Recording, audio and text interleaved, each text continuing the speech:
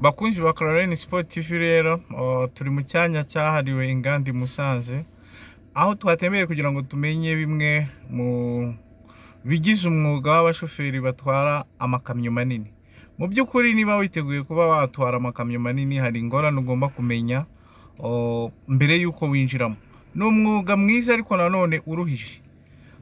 Bimwe mu byo twaganiriye n'abashoferi batashatse ko amashusho yabo agaragara, batubwiye ko umwuga wo gutwara amakamyo ari umwuga mwiza cyane, ariko muri rusange wangiritse kubwo ba nyir'amamodoka batabaha agaciro, cyane ko nta assurance y'ubuzima bagira kandi baba batwaye ibicuruzwa bihenze kandi birimo amafaranga menshi. Ikindi witegura kujya gutwara ikamyo, wemera kubaho muri condition zitandukanye. Ushobora kwirirwa rwose utariye bitewe n'ahantu mwaparitse hatari ibyo kurya. Ikindi ukamara igihe kinini mu nzira, amasafari urimo kugenda.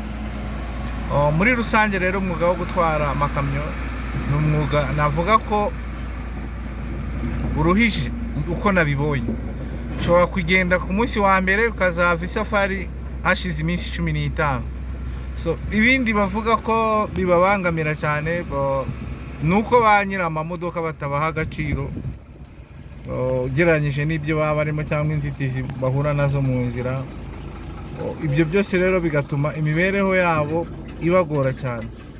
Ikindi kubwo abantu bibaza ku cy'abashoferi b'amakamyo bajya mu bagore, muri rusange bavuga ko bamara igihe batari impande y'imiryango yabo, ariko ngo mu byo baba bazirikana ko baba barasize abafasha babo, bagakoresha udukingirizo mu rwego rwo kwikingira kugira ngo bataba barwara indwara.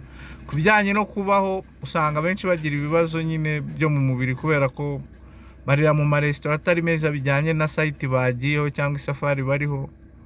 Imibereho yindi ugasanga nyine rimwe na rimwe bari ku site badashobora kubonaho n'amazi nubwo akenshi baba bayajyanye. Urabona rero nka hano turi Musanze, hari icyanya cyahariwe inganda, ahantu bakora sima. Urabona ukuntu baboza amamodoka hari yabo, abatandiboye, abashoferi bagiye.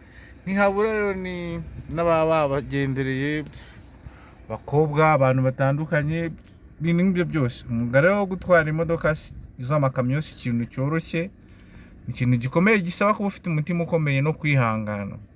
Rero ku bajya bibaza impamvu abashoferi ngo baba bagenda mu bakobwa, si uko baba banga imiryango yabo, ahubwo nuko bibashyikira rimwe na rimwe kubera ko baba bamaze igihe kinini batari kumwe n'imiryango yabo.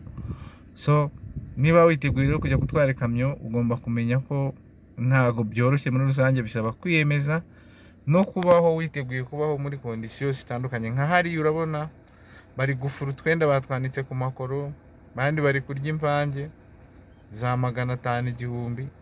Ubuzima bwabo ntago buba bworoshye. Rero niba witeguye kujya isafari cyangwa gutwara amakamyo, ntago ari ahantu ho kujya gutetera, ubuzima baba buruhije nubwo umuntu aba akorera amafaranga. Clarine Sport TV rero nakagaruka. Uyu munsi twari turi kuvuga ku buzima bw'abashoferi batwara amakamyo. Bye bye. Muturike, mukore share kandi mukore subscribe.